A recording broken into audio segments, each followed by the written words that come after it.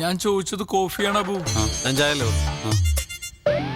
ഇതിപ്പോ അങ്ങോട്ടും ഇങ്ങോട്ടും ഒന്ന് മാറ്റിയാ പോരെ? ഇത്രയേ ഉള്ളൂ. മതി മതി. എന്താണ് ബൈ? മാധവ് ഡാ, ഇച്ചായം വന്ന് വിളിച്ചു, ഞങ്ങൾ പോയി. അത് ഇത്ര വലിയ ഇഷ്യൂ ആക്കേണ്ട കാര്യമൊന്നുമില്ല. ആര് ഇഷ്യൂ ആക്കി? അത് നിങ്ങളുടെ പേഴ്സണൽ ആയിട്ടുള്ള കാര്യമാണ്, അത് നമ്മളെ ബാധിക്കുന്നില്ല. എടാ പ്രിയ, ഇത് ഇത്ര ഇമോഷണൽ ആയിട്ട് ഡീൽ ചെയ്തുകൊണ്ടാണ് സംഗതി ഇത്ര വഷളായത്. അന്നേം ഡീൽ ചെയ്തത് വളരെ ഇമ്മച്ചുവേർഡായിട്ട് എനിക്ക് തോന്നിയത്. ഓഹോ, തർക്കിക്കാൻ ഞാനില്ല. എനിക്കും തർക്കിക്കാൻ ഒരു താല്പര്യമില്ല. ആ പ്ലാവ് ഞാനും മുറിച്ചേക്കാം, അപ്പൊ പ്രശ്നം തീർന്നല്ലോ. അതായിരിക്കും രണ്ടു കൂട്ടർക്കും നല്ലത്. അതല്ല മാധവ് നല്ലത്, അത് മുറിക്കണ്ട, അത് അങ്ങനെ തന്നെ നിൽക്കട്ടെ എന്ന് പറയുന്നതാണ് നല്ലത്. തത്വമൊക്കെ പറയാൻ ഭയങ്കര എളുപ്പമാണ് ചെറിയ. അനുഭവത്തിൽ വരുമ്പോ നമ്മളൊക്കെ പഠിക്കുള്ളൂ. ആ ആയിക്കോട്ടെ, ഏതായാലും 2 ഇലയെ പറ്റിയുള്ള തർക്കം വേണ്ട, അതങ്ങ് മുറിച്ചേക്കാം. ആ ദേ നിങ്ങൾ രണ്ടാളും ജയമോ സാറെ വിളിക്കുന്നുണ്ട്, പെട്ടെന്ന് ചെല്ലാൻ പറഞ്ഞു. സർ ആ ഗുഡ് മോർണിംഗ്. ഇന്നത്തെ ഫാബ്രിക് ഒന്ന് മാറ്റി പിടിക്കാം. മറൈൻ ഡ്രൈവിൽ ചക്കമോർസ് നടക്കുക കോർപ്പറേഷന്റെ നേതൃത്വത്തിൽ. നമ്മുടെ സ്പോൺസർ തന്നെ അതിന്റെ സ്പോൺസർ. ഇനി മുതൽ ഒരാഴ്ചത്തേക്ക് ഈ ചക്കമോർസമാണ് നമ്മുടെ ഫാബ്രിക്. തുടങ്ങിക്കോ. ചക്കയാ സർ? ചക്ക വേണ്ട സർ. സാർ നമുക്കൊരു മാങ്ങ വല്ലതും പിടിക്കാം. മാങ്ങയില്ലെങ്കിൽ കുഴപ്പമില്ല, വല്ല തേങ്ങ. ചക്കപ്പഴത്തിന് വരും തേങ്ങപ്പഴം. ആ ഞാൻ എന്റെ സ്പോൺസർ പറഞ്ഞതിന്റെ അപ്പുറം വേറെ ഒന്നും ചെയ്യില്ല. സാർ ഈ ചക്കക്കുരു ഭയങ്കര ചീപ്പ് ഫാബ്രിക് ആണ് സാർ. ഞാൻ നിങ്ങളോട് ചക്ക വിഴുങ്ങാനല്ലോ പറഞ്ഞത്, പരിപാടി അവതരിക്കാനല്ലേ പറഞ്ഞത്. ചെല് ഫുൾ ഡീറ്റെയിൽസ് ഉണ്ട്, പോയി പ്ലാൻ ചെയ്യും. മധുരം കട്ട സാറിന് ചക്കട മണത്തുണ്ടോ? എനിക്ക് കിട്ടി. എനിക്ക് മണത്തോ?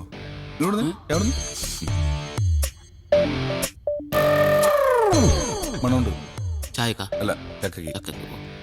Good morning Kochi. നിങ്ങളുടെ ഏവരുടെയും പ്രിയപ്പെട്ട ഷോയായ ഹലോ FM-ന്റെ ഹലോ നമസ്തയിലേക്ക് എല്ലാവരെയും സ്വാഗതം ചെയ്യുന്നു. നിങ്ങളുടെ favourite Jerry, most favourite RJ Madhav, എന്റെ എല്ലാ പ്രിയപ്പെട്ട ലിസണേഴ്സിനെയും ഹലോ നമസ്തയിലേക്ക് ഒരു തവണ കൂടി സ്വാഗതം ചെയ്യുന്നു. ഇന്ന് ഞങ്ങൾ നിങ്ങളെ കൂട്ടിക്കൊണ്ടുപോകാൻ പോകുന്നത് വളരെ രസകരമായ ഒരു സ്ഥലത്തേക്കാണ്. എവിടേക്കാണ് മാധവ്? മെറൈൻ ഡ്രൈവിലേക്ക്. അവിടെ നടക്കുന്നത് ചക്ക മഹോത്സവമാണ്. ചക്ക മഹോത്സവം സുഹൃത്തുക്കളെ, നമ്മുടെ കേരളത്തിൽ ആദ്യമായി കൊച്ചിയിൽ അതാ നടക്കുന്നു ചക്ക മഹോത്സവം.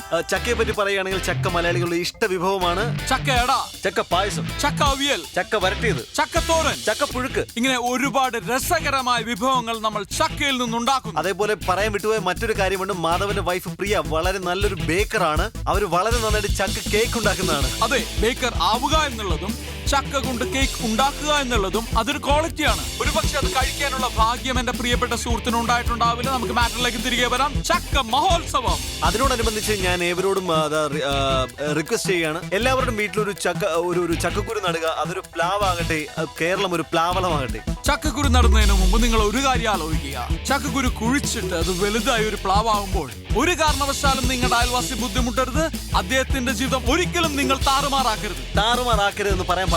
ഒരു തെറ്റായ പ്രയോഗമാണ്, അതങ്ങനെ പറയാൻ പാടില്ല. അതിലേക്ക് നമുക്ക് പിന്നീട് കടക്കാം. പ്ലാവിലെ നമ്മൾ നൊസ്റ്റാൾജിയാണ്. പ്ലാവിലുണ്ട് കുമ്പിള് കുത്തി കഞ്ഞി കുടിക്കാത്തവരെ ആരുണ്ട് സുഹൃത്തുക്കളെ? അതേപോലെ തന്നെ നമുക്ക് എല്ലാവർക്കും അറിയാം, ചെറുപ്പത്തിൽ നമുക്ക് നമ്മുടെ അച്ഛനപ്പന്മാര് തൊപ്പി ഉണ്ടാക്കി, പ്ലാവിനോണ്ട് തൊപ്പി ഉണ്ടാക്കി നമ്മുടെ പോലീസുകാരാക്കിയിട്ടുണ്ട്. നിങ്ങളുടെ പ്ലാവ് മുഖേന അയൽവാസിക്ക് ബുദ്ധിമുട്ടുണ്ടാവുകയാണെങ്കിൽ തീർച്ചയായിട്ടും പോലീസ് ഇടപെടുക തന്നെ ചെയ്യും.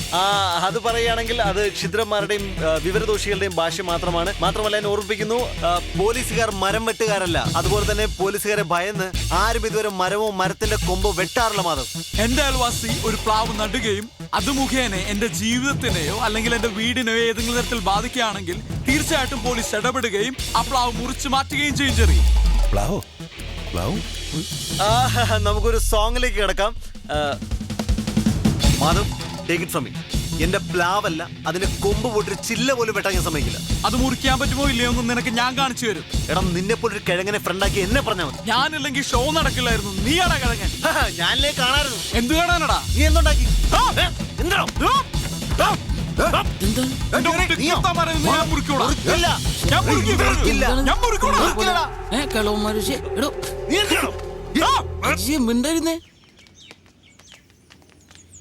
മാധവ് ഇവിടെ നിന്നാ മതി. അതെന്താ കൂടെ വന്ന കണ്ട് മൂക്കി കെറ്റി കളയൂ? മുറിപ്പിക്കാൻ പറ്റുമെന്ന് ഞങ്ങളൊന്ന് നോക്കട്ടെ. അച്ഛൻ വാ, നിങ്ങൾ ഇവിടെ നിൽക്കേ. ഞങ്ങൾ പോയി.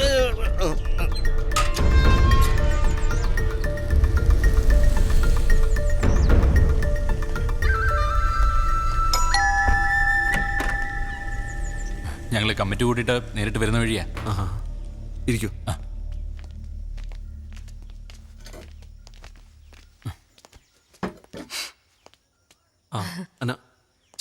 ചായ ഒന്നും വേണ്ട.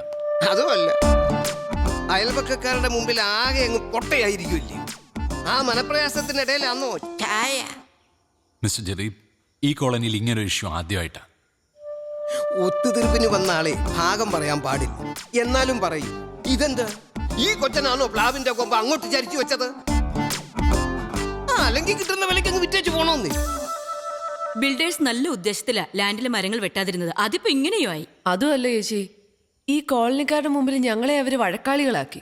അതൊന്നും സാരമില്ല, നമുക്കൊക്കെ പരസ്പരം അങ്ങോട്ടും ഇങ്ങോട്ടും അറിയാമല്ലോ. അതിപ്പോ അപ്പുറത്തുള്ള അയാൾക്ക് കൂടെ അറിയണ്ടായോ? ഞങ്ങളുടെ ഒരു റിക്വസ്റ്റാ, അങ്ങോട്ട് ചാഞ്ഞു നിൽക്കുന്ന കൊമ്പങ്ങ് മുറിച്ചേക്ക്. ഇത് കോളനിക്കാരുടെ മൊത്തത്തിലുള്ള റിക്വസ്റ്റ് ആണെന്ന് വെച്ചു.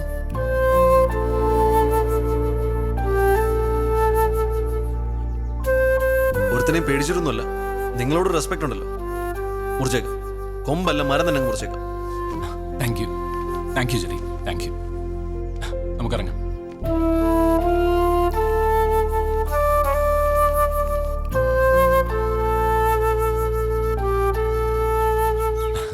പുള്ളിയൊക്കെ സമ്മതിച്ചിട്ടുണ്ട്. പക്ഷെ സെക്രട്ടറി, ഒരുത്തിനെ നോക്കിയിട്ടല്ല എന്നുള്ള അവന്റെ ആ ഉടക്ക് വർത്തമാനമുണ്ട്, അതെനിക്ക് അങ്ങോട്ട് പിടിച്ചു. എന്താ അസോസിയേഷൻ പറഞ്ഞിട്ടാ മുറിക്കുന്നത്, അല്ലാതെ ദൈവം തമ്പുരാൻ വന്ന് പറഞ്ഞാലും മുറിക്കുന്ന പ്രശ്നമില്ല.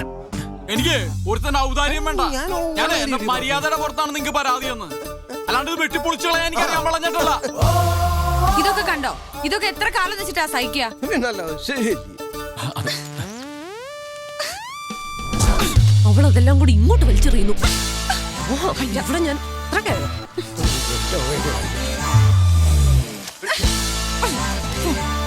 നീ ഇങ്ങോട്ട് മാറി. സെക്രട്ടറി, ഇപ്പൊ ഞാൻ പറഞ്ഞ ബാക്കി അങ്ങ് പിൻവലിക്കുക. എന്റെ പ്ലാവ് ഒരു കാരണവശാലും ഞാൻ മുറിക്കുന്നില്ല. മാത്രമല്ല, വെട്ടാൻ വരുന്നവന്റെ കാര്യം വിട്ടു. അസോസിയേഷൻ അറിയിക്കാനല്ലേ ഞാനും അറിയിച്ചു കഴിഞ്ഞു. ഇനി ഞാൻ എന്റെ വഴി നോക്കൂടാ. നിങ്ങൾ എന്തു വേണേ ചെയ്തു, എങ്ങനെ വേണേ ചെയ്തു, പക്ഷെ പ്രശ്നം ഉണ്ടായ അസോസിയേഷൻ ഇടപെടും.